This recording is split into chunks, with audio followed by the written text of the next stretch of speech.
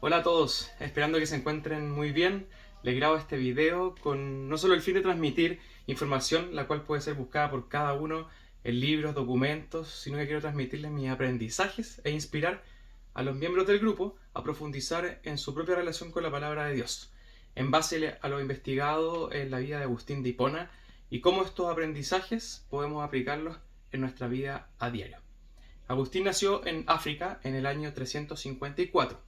Sus padres, Patricio y Mónica, eran católicos, aunque su padre no se convirtió hasta poco antes de morir. Tuvo un hermano y una hermana, y desde joven recibió una educación religiosa.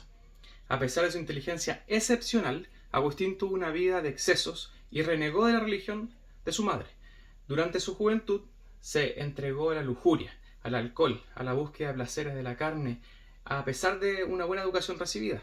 Sin embargo, a los 19 años, Agustín comenzó a buscar la verdad y adhirió durante 10 años al maniqueísmo, una religión dualista que creía en la existencia de dos principios que se oponían, el bien y el mal.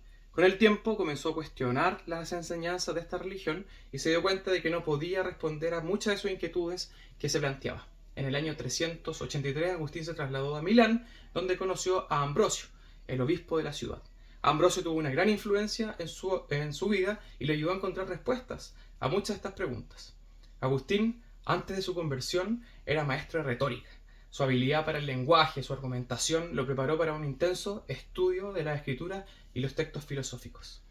El estudio fue una de las facetas fundamentales de la vida de Agustín de Hipona, que fue nombrado obispo en el año 395. Su hermana llegó a ser abadesa de un convento, y poco después de su muerte Agustín le escribió una carta dirigida a su sucesora, incluyendo algunos consejos acerca de la futura dirección de la congregación. Esta carta llegó a ser posteriormente la base de la regla de San Agustín y su rol como uno de los grandes fundadores de la vida religiosa. Agustín de Hipona es uno de los grandes santos de la Iglesia Católica y un referente del pensamiento teológico y filosófico, y defendió la necesidad de la gracia para llegar al cielo. Finalmente muere en el año 430. Sobre el estudio de la palabra y la lectura, lo que San Agustín practicaba era la búsqueda no solo de información, sino de una experiencia personal con Dios. Enfatizaba la importancia de leer y releer los textos no solo para comprender su significado literal, sino también para descubrir los niveles más profundos de su significado. Con esto desarrolló y popularizó la práctica de la lectio divina, una forma de lectura de la Biblia que involucra 4 etapas: lectura, meditación, oración y contemplación. Después de su conversión, Agustín se dedicó a estudiar la Biblia y a escribir sobre teología y filosofía. A menudo se le representa en el arte clásico sosteniendo la iglesia con una mano y su corazón humano en la otra. Su búsqueda incansable de la verdad, tanto filosófica como teológica, lo llevó a desarrollar un método de estudio que ha influido profundamente en la tradición cristiana. Agustín comenzó el diálogo y el debate con otros estudiosos. Creía que el intercambio de ideas era esencial para alcanzar una comprensión más profunda de la verdad.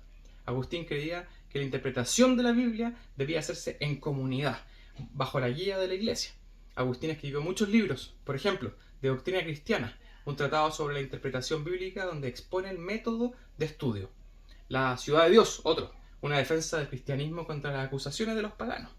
Y el más importante, Confesiones, su autobiografía espiritual, donde relata su búsqueda de la verdad, su conversión, siendo su obra más famosa, lo cual podría definirse como un diario personal y una bibliografía de Dios, y relata su vida desde su niñez hasta la conversión al cristianismo. Las confesiones comenzaron a escribirse a sus 43 años, explorando su propia vida y su relación con Dios. En paralelo aborda temas relevantes como la libertad humana, la naturaleza del mal y la relación entre el conocimiento y la fe. Lo hace de forma poética y confesando en oración a Dios su pensamiento. Comienza pidiendo ayuda a Dios para que este trabajo sea realizado con humildad, partiendo por su educación desde la infancia, confesando sus pecados contra el cielo y contra Dios, durante toda la vida descarriada de su adolescencia.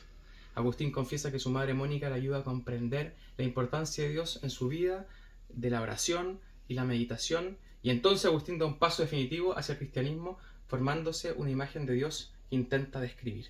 Luego confiesa, luego confiesa su conversión al cristianismo, su bautismo y detalles de la muerte de su madre, para finalmente pasar a descubrir su libertad y cómo es vivir en ella.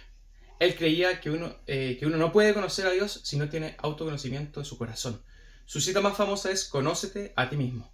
La piedra angular de esta teoría es que el alma debe encontrar satisfacción solo en Dios y nada más. Finalmente expresa que la gracia hace que el poder de Dios no dependa del ministro, pues Dios, que es nuestro Señor, es quien actúa por la gracia del Espíritu Santo, de manera que el ministro, de forma indigna, no invalida lo enseñado. Agustín es probablemente el teólogo más citado de la historia y posiblemente el teólogo de mayor impacto de toda la historia de la Iglesia occidental, quien destacó por la doctrina de la gracia, a través de la cual hizo gran impacto en los reformadores protestantes del siglo XVI. Al aplicarlo a nuestra vida, pienso que todos necesitamos tener un relato o testimonio de nuestra propia historia y trato con Dios. La fe se comparte para animar a otros a la salvación, que es un regalo personal. Pertenecer a un hogar cristiano o participar desde temprana edad en una iglesia o autodenominarse cristiano no garantiza nada.